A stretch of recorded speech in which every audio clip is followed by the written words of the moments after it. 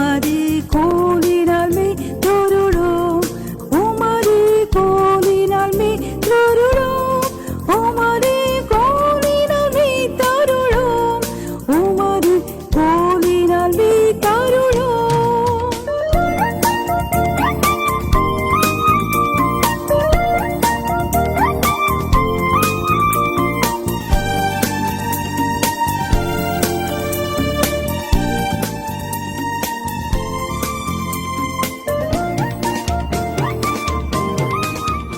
உங்களுக்காக ஆண்டவர் கொடுத்து வச்சன ஒரு ஊக்க உரை உங்களோட பேசும்னால, இப்போ வாழ்க்கையில் ஒவ்வொருத்தருக்கும் ஒரு எய்ம், ஒரு கோல் இருக்கும்.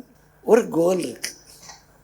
இப்போ நீங்கள் ஆஸ்பயர் பண்ணுற அந்த கோலுக்கு நேராக மூவ் பண்ணணும்.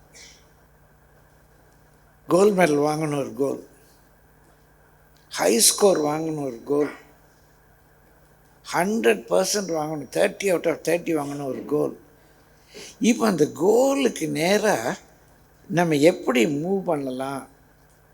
இந்த பைபிளில் பால் சொல்கிறது வேற ஒரு கான்டெக்ஸ்ட், அவருடைய ஊழியத்தின் பாதையில் சொல்கிறார்.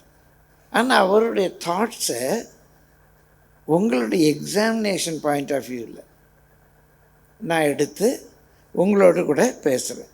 இப்போ 12ஆம் வசனம் வாசிங்க.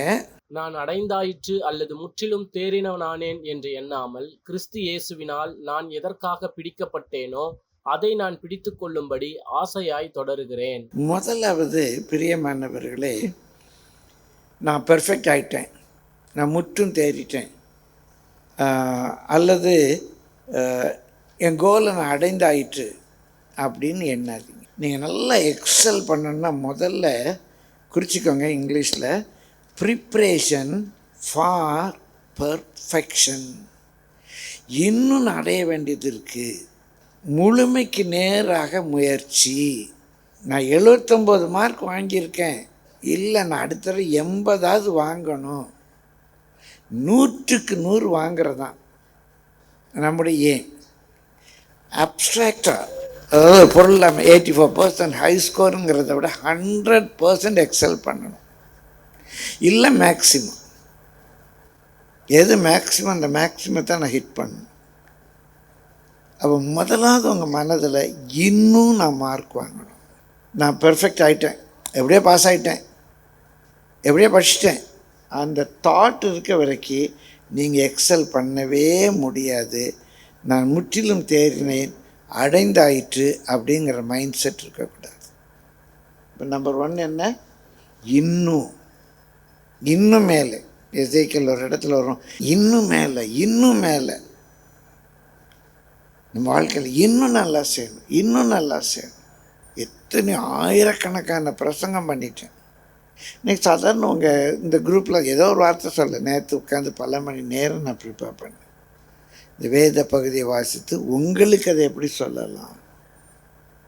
இப்போ எனக்கு தெரியுமே, நான் பேசிக்குவேன், என்ன ஒரு 10 நிமிஷம் 2 வார்த்தை பேசினா போதும்னு என்னால் வர முடியாது. நேற்று வரைக்கும் வர முடியலை.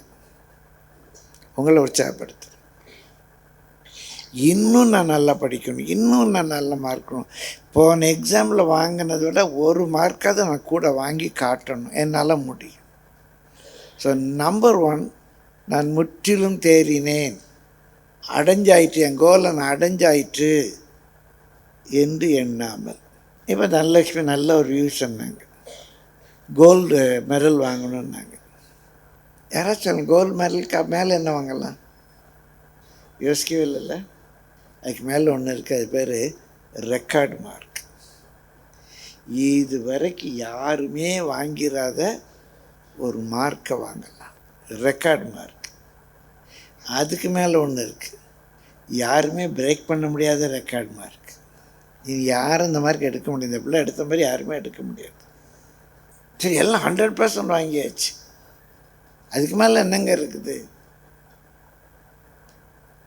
அதுக்கு மேலே உங்கள் ஹேண்ட் ரைட்டிங்கை பார்த்து யூனிவர்சிட்டியில் அந்த பேப்பரை ப்ரிசர்வ் பண்ணணும். இவ்வளோ நீட்டாக எழுதியிருக்காங்க, வரைஞ்ச மாதிரி இருக்குப்பா, பிரிண்ட்டு மாதிரி இருக்குப்பா.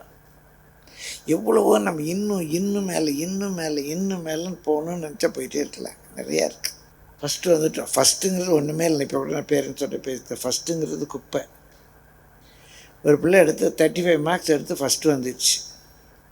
ஃபஸ்ட்டில் ரொம்ப அறிவாளியாக அந்த பிள்ளை இல்லை, மீதி எல்லாம் அதோட முட்டாள், அதனால் இது ஃபஸ்ட்டு வந்துச்சு. இது ஃபஸ்ட்டு வந்த காரணம் என்ன, மற்றவங்களாம் இதோட இது முட்டாள், மற்றவங்க இதோட முட்டாள், அதனால் இது ஃபஸ்ட்டு வந்துச்சு. அவ்வளோதானே. 100% ரெக்கார்ட் மார்க்.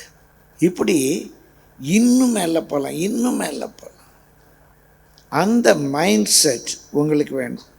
ரெண்டாவது, அதே வசனத்தில் வாசிக்கிறோம், 12ஆம் வசனத்தில், பிரியமல்ல அடைந்தாயிற்று முற்றும் தேறினவன் என்று எண்ணாமல் கிறிஸ்து இயேசுவுக்குள் எதற்காக நான் பிடிக்கப்பட்டேனோ அதை நான் பிடித்து கொள்ளும்படிக்கு. பிரியமானவர்களே, பேஷன் ஃபார் ப்ரைஸ், ஒரு பேஷன் ஃபார் விக்ட்ரி. எதற்காக நம்ம அந்த ஸ்கூலில் சேர்த்தாங்க, எதற்காக எங்கள் அப்பா என்னை படிக்க வைக்கிறாங்க, அதை நான் அச்சீவ் பண்ணி காட்டணும். எதற்காக ஆண்டவர் என்னை பிடிச்சிருக்காரு, அதை நான் பிடிக்கணும். Passion for victory. போனால் படித்தேன் வேண்டாம், எவனா பாஸ் பண்ணிட்டு போகிறான், இல்லை, அந்த கப் எனக்கு வேணும், அந்த மெடல் எனக்கு வேணும். எதற்காக நான் பிடிக்கப்பட்டேனோ அதை பிடித்து கொள்ளும்படி. இப்போ மைண்ட் ரொம்ப முக்கியம். எனக்கு எதுக்காக காலேஜ் படிக்கிறேன், எதுக்காக இந்த கோர்ஸ் நான் எடுத்துருக்கிறேன், அதை நான் எக்ஸல் பண்ணி காட்டணும். ஸ்போர்ட்ஸ் எல்லாத்துலேயுமே உங்களுக்கு அது வேணும். எதுக்காக விளையாடுறோம், அந்த வெற்றி வேணும்ல. So number 1, preparation for perfection. ரெண்டாவது, பேஷன் ஃபார் ப்ரைஸ். அதுக்கு தமிழில் போட்ட நேற்று வெற்றி ஏக்கம். எனக்கு அந்த வெற்றி கிடைக்கணுங்கிற ஒரு அவ்வளோதான் முடியும்பா, அந்த ஏக்கம் வேணும். முதலாவது பெர்ஃபெக்ஷனை நோக்கி போகிறதுக்கு ஆயத்தமாக இருக்கு, இன்னும். ரெண்டாவது, எனக்கு வெற்றி வேணும், நான் என்ன வேணாலும் செய்கிறேன், எனக்கு வெற்றி வேணும், நான் ஏஸ்த அந்த கோல் எனக்கு வேணும், அந்த ஒரு ஏக்கம் நம்முடைய உள்ளத்தில் வேணும். மூன்றாவது, அதே வசனத்தில் வாசித்தோம், எதற்காக நான் பிடிக்கப்பட்டவனோ அதை நான் பிடித்து கொள்ளும்படி ஆசையாய் தொடருகிறேன். இந்த ஆசையாய் தொடருகிறேங்கிறது, பாலுக்கு ஸ்போர்ட்ஸ் ரொம்ப இன்ட்ரெஸ்ட்டுன்னு நினைக்கிறேன். ஸ்போர்ட்ஸில் உள்ள நிறைய அனாலஜிஸ், உதாரணங்களை அவர் பயன்படுத்துவார். ஒருவன் மல்யுத்தம் பண்ணினால் அந்த பந்தய பொருள் ஒருவனுக்கே கிடைக்கும்.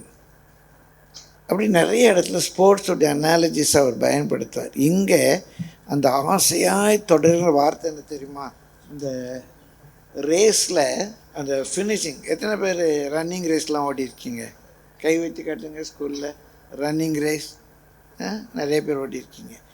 அந்த 2 பேர் வின்னர், 2 பேர் பக்கத்தில் ஒன்றா ஓடி வர்றீங்க. ஃபஸ்ட்டு வரணுன்னா என்ன செய்யணும், ஒரே மாதிரி ஓடி வர்றீங்க. இப்போ அந்த ஃபினிஷிங் லைனை டச் பண்ணணும். ஃபஸ்ட்டு வரணுன்னா என்ன பண்ணலாம், 2 பேரும் ஒரே ஸ்பீடில் ஓடி வர்றீங்க. Chest out. உங்கள் தாத்தாக்கு, பாஸ்டர் அங்கிளுக்கு, பாஸ்டர் பிரதருக்கு சின்ன வயசுலேயே ஸ்போர்ட்ஸில் ரொம்ப இன்ட்ரெஸ்ட். யாருடைய செஸ்ட்டு அந்த லைனை முதல்ல டச் பண்ணுதோ அவங்க வின்னர், அடுத்தவங்க ரன்னர். அந்த செஸ்ட்டு டச் பண்ணணும். நீங்கள் தலைன்னு சொன்னீங்க, யாரும் சொன்னாங்களா நம்ம தெரில. ஹார்ஸ் ரேஸில் அந்த குதிரையுடைய தலையை கடைசியில் இழுப்பாங்க. அந்த தலை, அந்த மூக்கு, அந்த குதிரையுடைய மூக்கு முதல்ல அந்த லைனில் படுதோ அவங்க ஃபஸ்ட்டு. குதிரையில் அந்த தலையை இழுப்பாங்க. நம்ம ரன்னிங் ரேஸில் செஸ்ட் அவுட். அதைத்தாங்க ஆசையாய் தொடருகிறேன். பிரியமானவர்களே, இப்போ நம்ம வெற்றி பெறணும்னு நினச்ச மூன்றாவது, வலியுடன் வலிய முயற்சி அப்படின்னு கொடுத்துருக்கு. வலியுடன் வலிய முயற்சி. அது என்னங்க அப்படின்னா, பெர்சிவரன்ஸ் வித் பெயின். தலைப்பெல்லாம் யோசித்து பிள்ளைங்க மனசில் பதியட்டும் அப்படின்னு கொஞ்சம் அலிட்ரேட்டிங் தலைப்பு, அப்படியே எதுகை மோனையோட தலைப்பெல்லாம் போட்டேன்னு. எவ்வளவு வலி எடுத்தாலும் பரவாயில்ல, நான் சாதிக்கணும். கணக்கில் பிஎஸ்சி, அப்புறம் பிஎட்டில் எனக்கு யூனிவர்சிட்டி ரேங்க் கிடச்சிது மேத்ஸில். ஆனால் அப்புறம் பிஜி போகவே இல்லை, அதுக்குள்ளே வாத்தியார் வேலை பார்த்துட்டே இருந்தேன். எம்எஸ்சி சேரணுங்கும்போது இப்போ சுந்தரி அதை கொஞ்சம் டிஸ்கரேஜ் பண்ணிட்டாங்க, இருக்கிற வேலை போதும் அப்படின்னு. அப்புறம் நான் கடைசி எஸ்பிஎல் இருக்கும்போது கண்டிப்பாக நான் பிஜி முடிக்கணும், ஏன்னா எனக்கு பிரின்ஸிபால் போஸ்ட் வந்துச்சு.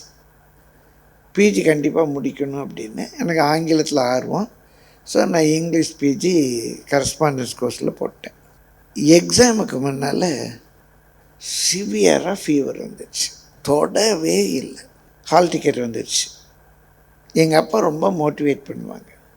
எங்கள் அப்பா சொன்னாங்க, நீ எக்ஸாம் எழுதினாலும் ஃபெயிலாக போகிற, எழுதலைனாலும் ஃபெயிலாக போடுவேன், படிக்கவே இல்லை, ஆனால் எக்ஸாம் அட்டன் பண்ணு, ஒரு எக்ஸ்பீரியன்ஸ் கிடைக்கும். எப்படி you're going to lose it. Attend the exam, at least you'll get an experience. அதுக்கு எவ்வளோ ட்ரை பண்ண முடியுமோ ட்ரை பண்ணுன்னாங்க. நான் சொல்கிறேன், இதுதான் பர்சிவரன்ஸ் வித் பெயின். வலியுடன் வலிய முயற்சி, என்ன வலி வந்தாலும் பரவாயில்லன்னு சொல்லி. ஒரு 10-20 நாள் தான், நான் ரொம்ப நல்ல எக்ஸாம்பிள் சொல்ல மாட்டேன், நான் உற்சாகப்படுத்துகிறேன். ஒரு 10-20 நாள் தான், அதுவும் சுகமில்லாமல் இருந்து ஹீலிங் ஆன பாடி. அப்போ எனக்கு வயசும் கொஞ்சம் கூடிடுச்சு, 2 பிள்ளைங்க பிறந்துட்டாங்க. வித் பெயின்ஸ் ஒரு நாளைக்கு 10-15 நாள் படிச்சிருப்பேன், 20 மணி நேரம் படித்தேன். 20 hours in a day. எப்படிங்க 20 hours படிக்க முடியும் அப்படின்னா, சாப்பிடும்போதும் அந்த புக்கு பக்கத்தில் இருக்கும். நான் சின்ன வயசுலேயே இந்த ஸ்பூன் ஃபாக்லாம் யூஸ் பண்ணி பழகியிருக்கேன். ஸ்பூனில் சாப்பிட்டுட்டே புக்கில் படிப்பேன். குளிக்க போகும்போது நோட்ஸ் அந்த பாயிண்ட்ஸ் எல்லாம் எழுதி அங்கே ஒரு ஆணியில் அந்த பேடை தொங்க விட்டுட்டு அதை பார்த்துட்டே குளிப்பேன். ஸ்ட்ரைவ், சேலஞ்ச், அந்த ட்ரைவ் உங்களுக்கு வேணும். ஆசையாய் தொடர், படித்து தான் ஆகணும், அதில் ஒரு அடிக்ஷன். நான் படிக்காமல் இருக்க முடியாது. நான் சிறு வயதிலே எனக்கு இந்த ஒரு கிருபை ஒரு ஆண்டர் கொடுத்துருந்தான்னு நான் சொல்லுவேன். நான் காலேஜ் படிக்கும்போது எங்கள் அம்மா அடிக்கடி சொல்லுவாங்க, ராத்திரிலாம் உட்காந்து படிப்பேன். காஃபி குடிக்கிற பழக்கம் உண்டு. அம்மா காஃபி கொண்டு வந்து ராத்திரி குடிக்கும் படிச்சுட்டு இருக்கோம் வச்சுருப்பாங்க. எல்லாம் நான் சரின்னு சொல்ல, அன்றைக்கி தான் ஆசையாய் தொடர்றது, படிக்கிறதுல உள்ள ஆசை. ஒரு சிப் 2 சிப் குடிச்சிருப்பேன், மறந்துருப்பேன். அடுத்த நாள் காலையில் அம்மா வந்து பார்க்கும்போது காஃபியில் விழுந்துருக்கும். என்னடா இப்படி பண்ணுறேன், படிக்கணும்னு உட்காந்துட்டேன். நான் படிக்கிற ரூம் முழுசு பேப்பராக கிடக்கும். எங்கள் வீட்டில் சொல்லுங்க, அடுத்த நாள் ஒரு கூட பேப்பரால் இல்லாமல் எழுதி எழுதி எழுதி எழுதி 10 கிலோ போடும். ரொம்ப எழுதி எழுதி படிப்பேன். அப்போ உங்கள் லக்கை அடையணும்னா perseverance with pain. Without pain no gain, no pain no gain. வலி இல்லாமல் உங்களுக்கு ஜெயம் கிடையவே கிடையாது. எல்லாத்தையும் விளையாட்டில் எதுலனாலும் சரி, ஊழியத்தில் எதுலனாலும் சரி, வலி வேணும். அதான் என்ஜாய். ஒரு கிரிக்கெட் டெஸ்ட் மேட்ச் 5 days வச்சுக்கோங்க. ஒருத்தன் ஓப்பனிங் பேட்ஸ்மேன், அப்படி ஒரு பால், சின்ன பால், நம்ம கையில் 6 inches ஒரு சின்ன மட்டை கொடுத்துருக்கான். அவன் அங்கேருந்து 100 km/speed 120 km/speed பாலை எறிகிறான். இந்த 6 inch மட்டையை வச்சுட்டு அந்த பாலை நம்ம தடுக்கணும். ஆள் இல்லாத இடம் பார்த்து அடிக்கணும், ஓடி ஓடி ரன் எடுக்கணும். 3 நாள் 10 மணிலேருந்து 5 மணி வரைக்கும் வெயிலில் நிற்கிறேன். இதுதான் ஓப்பனிங் பேட்ஸ்மேன். எப்படியோ டபுள் செஞ்சுரி அடிச்சிட்டேன். 3 நாள் வெயிலில் நின்று வந்தோடனே டக் அவுட் ஆனால் 5 நிமிஷத்தில் போயிடலாம். ஆனால் டபுள் செஞ்சுரி அடிக்கட்டா 3 நாள் வெயிலில் நிற்கணும். அடுத்த 2 நாள் அதே வெயிலில் நின்று ஃபீல்டு பண்ணணும். ஓடி ஓடி ஒரு 2-3 நான் கேட்ச் பிடிச்சிட்டேன். 4 விக்கெட் எடுத்துட்டேன். 5 நாள் நீ வெயிலில் கிடந்து கஷ்டப்பட்டேன். Man of the match announce பண்ணுவேன், எவ்வளோ பெருமையாக இருக்கும். அந்த கப்பு வேணும்னா 5 நாள் நீ வெயிலில் கிடக்கணும். நான் வெயிலில் இருக்க மாட்டேன், கப்பு வேணுன்னா 3 மார்க்கில் போய் தான் கப்பு வாங்கிக்கணும். வலி வேதனைலாம் வேண்டாம், கப்பு மட்டும் வேணுன்னா 3 மார்க்கில் போய் காசு கொடுத்து கப்பு வாங்கிக்கலாம். பழைய கப்பெல்லாம் இருக்கும். விளையாடணும். அதே மாதிரி படிப்பில் எக்ஸல் பண்ணணும்னா you should persevere with pain. வலி வேதனையோடு கஷ்டப்படணும். ஈஸியெல்லாம் இருக்கக்கூடாது. சரி, 4வது 13ஆம் வசனத்துக்கு வாங்க. 4வது pursuing noble plans. pursuing noble plans. பிரியமானவர்களே, இங்கே என்ன சொல்லியிருக்கு பாருங்க, நான் பின்னானவைகளை மறந்து முன்னானவைகளை நோக்கி, முன்னானவைகளை நாடி. பின்னானவைகளை மறந்து அப்படின்னா இங்கே என்னென்னா, என்னுடைய நோபல் கோல் நான் 100% எடுக்கணும், நான் கோல்டு மெடல் வாங்கணும், நான் எக்ஸல் பண்ணணும். இதுக்கு அங்கே பின்னானவைகளை மறந்து என்றிருக்கு. மூல மொழியில் எது எதெல்லாம் இதை வாங்க விடாமல் என்னை தடுக்குமோ அதெல்லாம் தூக்கி தூர போட்டுட்டு. இப்போ நீங்கள் இங்கே பாய்ஸ் சொல்லுங்கள், ஒரு பைக் ரைஸ் போகிறீங்க. இப்போ உங்கள் பைக்கில் என்னென்னலாம் பண்ணுவீங்க தம்பி? என்னென்ன பண்ணுவாங்க பைக் ரைஸ் போகிறவங்க? எவ்வளவு வெயிட் குறைக்க முடியுமோ வெயிட் குறைப்பாங்க. இந்த பாஸ்ட்டுக்கு இதெல்லாம் தெரியுமா? சைலன்சரில் மஃப்ளர் எடுத்துருவோம். ஏன்னா மஃப்ளர் இருந்துச்சுன்னா, மஃப்ளர் இருந்தால் என்ன பண்ணும்? ஏர் ஃப்ளோ பெட்டராக இருக்கும். நல்லா ஒரு கை தட்டுங்க பார்க்கலாம். மஃப்ளர் அப்படின்னு சொன்னாலே அடைக்கிறதுன்னு அர்த்தம். மஃபுல் பண்ணுறது மஃப்ளர். கரெக்டாக சொல்லிட்டடா. மஃப்ளரை எடுத்துட்டோம்னா ஏர் ஃப்ளோ நல்லா ஏர் வெளியே ஃப்ளோவாக. எவ்வளோ தூரம் அந்த பைக்கு பறக்க முடியுமோ அந்த மாதிரி அதை லைட் வெயிட் ஆக்கிடும். 2வது, எப்படி நம்ம பிஸ்டனெல்லாம் திரும்ப சர்வீஸ் பண்ணி எது அங்கே குயிக் பிக்கப் கொடுக்கும். நான் ரேஸ் போடுறதில்ல, ரேஸ் படிச்சிருக்கேன். கிரிக்கெட்டாக தெரியும், ரேஸாக தெரியும். என்னை படிக்க விடாமல் என்னென்ன படிக்கிறது முதல்ல என்னுடைய கோல், என்னுடைய லக்கு, நான் ஏன் பண்ணியிருக்கேன், இதை அச்சீவ் பண்ண விடாமல் என்னென்ன தடுக்கோ அதெல்லாம் தூக்கி எறிஞ்சிடணும். நான் ஃபோனில் நோண்டிகிட்டு இருக்கிறத தடுக்குதா, ஃபோனை தூக்கி தூரப்போடு. இல்லை இந்த காரியம் இதை என்னை ஸ்லோ பண்ணுறதா, தூக்கி தூரப்போடு. நான் சாதிச்சாகணும், நான் சாதிச்சாகணும். அந்த ட்ரைவ் உங்களுக்கு வேணும். என்ன செஞ்சால் இன்னும் நல்லா படிக்க முடியும், என்ன ஆட் பண்ணணும்? பின்னானவைகளை மறந்து முன்னானவைகளை நாடி அப்படின்னு சொன்னால் என்னென்ன என்னை இழுக்குமோ அதெல்லாம் தூர போட்டுட்டு என்னென்னலாம் எனக்கு ஹெல்ப் பண்ணுமோ அதை நான் கூட்டிக்கிறேன். இது ஒரு உங்களுக்கு தேவையான ஒன்று. பர்சூயிங் த நோபல் கோல்ஸ். பிரியமானவர்களே, 5வது இதான் ப்ரெஸ் டுவர்ட் பர்ஃபெக்ஷன். பின்னானவைகளை மறந்து முன்னானவைகளை நோக்கி, என் கோலை நோக்கி என்னென்ன இழுக்குமோ அதை கழட்டி போட்டுறணும், என்னென்ன என்னை நல்லா முந்தி தள்ளுமோ அதை சேர்த்துக்கணும். சரி, 6வது, இந்த காரியத்தில் நம்ம தேறினுள் யாவரும் இந்த சிந்தையாக இருக்க கடவுள். இங்கிலீஷில் ஒரு வார்த்தை நான் போட்டேன், ஒரு சிலருக்கு புதுசாக இருக்கும். Prejudice removed powerfully. ப்ரெஜுடியூஸ், எனக்கு வேறு ஒரு சிந்தை இருக்குது. ப்ரெஜுடியூஸ்னால் எனக்கு ஒரு ஒப்பீனியன் இருக்கேன், எப்படியாவது பாஸ் பண்ணிடலாம், எப்படியாவது மார்க் வாங்கிடலாம். இல்லை, எங்கள் அப்பாவுக்கு ரொம்ப இன்ஃப்ளூயன்ஸ் இருக்குது. அவர் மினிஸ்டர்கிட்ட வேலை பார்க்காரு. மினிஸ்டர்கிட்ட சொல்லி என்னை பாஸ் ஆக்கி விட்ருவாங்க. காசு கொடுத்து பாஸ் ஆகிடலாம். இல்லை, எந்த ப்ரெஜுடியூஸ் அப்படின்னா ஜுடிஸ், முன்னமே நம்ம என்னத்தையும் யோசித்து வச்சுக்கிறோம், அதெல்லாம் பார்த்துக்கலாம். வேறு சிந்தை வரவே கூடாது. நம்ம தேறினவர்கள் எல்லாரும் இந்த நான் பின்னானவைகளை மறந்து முன்னானவைகளை நோக்கி ஓடுவேன், இந்த மைண்ட் செட் தான் இருக்கணும். எப்படியாவது பாஸ் ஆயிடுவேன், அடுத்த எக்ஸாமில் பார்த்துக்கலாம் என்ன அவ்வளோதான் என்னால் முடியும். வேறு சிந்தை ப்ரீஜுடிஸ் ப்ரெஜடிஸ். பிரியமானவர்களே, தப்பெண்ணம் தவிர்க்கப்பட வேண்டும். தப்பெண்ணம், ப்ரெஜடிஸ் அப்படின்னா தப்பெண்ணம்னு சொல்லலாம். ப்ரீஜடிஸ் முன்னாலே நம்ம யோசித்து வச்சுக்கிறது இல்லை. நான் பின்னானவைகளை மறந்து முன்னானவைகளை நாடி என்னென்ன பின்னால் எழுக்குமோ அதெல்லாம் தூக்கி தூர போட்டுட்டு என்னென்ன எனக்கு ஹெல்ப் பண்ணுமோ அதெல்லாம் பிடிச்சிக்கிட்டு நான் போகிறேன். அது நமக்கு இருக்கணும்.